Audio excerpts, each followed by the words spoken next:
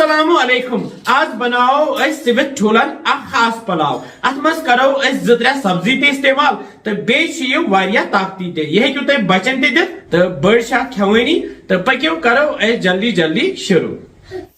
मे बानस मज थोमुत 200 ग्राम जग बासमत वजन बापत यह छोल मे तो वन थो अड़िस घंटस वजन मे जोल गैसस पे थो मे कड़ाई मज त्रा बह यह ओड क्रोंड फल तेल गरम गसित त्रा बह यथ मज यह ओड निकरत गंड यह मे सही निकरोमुत तो यह कर बह हल्कं फ्राई तो सती त्रोस यह शिमला मिर्च मे लकुट शिमला मिर्च निमुत अत मे न्युक न्युक कोरमुत तो यह त्रा बह मज बे त्रा बह 2 टमाटर न्युक न्युक करित तो यम करहोक वन तैयार तो करहोक फ्राई तल मे गैस थोमुत लोतई तो करहोक वन यम तैयार यपर मे ठूल 4 थमित सिवित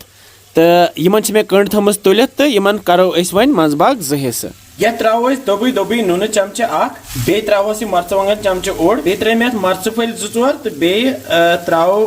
यम सब्ज ٲलہٕ 3 बे त्रोस लेदर चमचे अड़ुक ओडी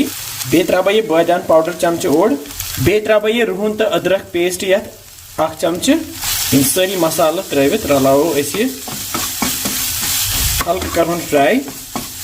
तल मे गैस थोमुत लोतई तो वन त्रोस पे ये तोमुल इस यह वजन थो बे त्रोस बह यह आब कप 1 ऊर वन रलावन ये त्रो गेव चमचे 2 ऊर बहुत करान वर्का गेव इस्तेमाल तुम हेकू कह गेव इस्तेमाल कर ताकती गसान तो मजेदार रलावो गेव ये सी तो वन यथ ग्रेख यित क्या करो त्रो अक ठूल ये मज ग्रोकन थोस हर कुन तो थो पेट कुन वो तो ये त्रो वन थोड़ा सा दानवल त्रित थो पे वन डखन तल मे गैस थोमुत लोतई तो करहन वन तैयार 10-20 मिनट गसित तुल बह ठांड थोद तो सोन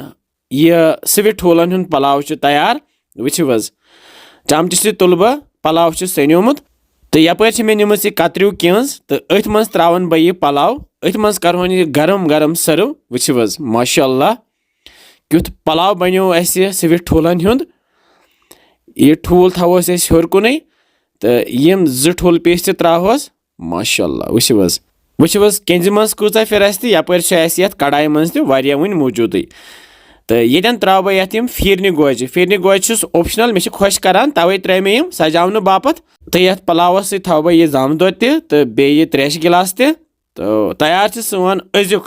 सिविट ठूलन हुंद पुलाव उम्मीद तुम यह पुलाव जरूर पसंद आमुत तुम बनइजो बेजो कमेंट सेक्शनस मज वनान किस तुम बसान सान रेसिपीज इंशाल्लाह समको बे कैसन मजेदार रेसिपियन से तुत काल थो पन ख्याल बिहु रबस हवाल अस्सलामु अलैकुम।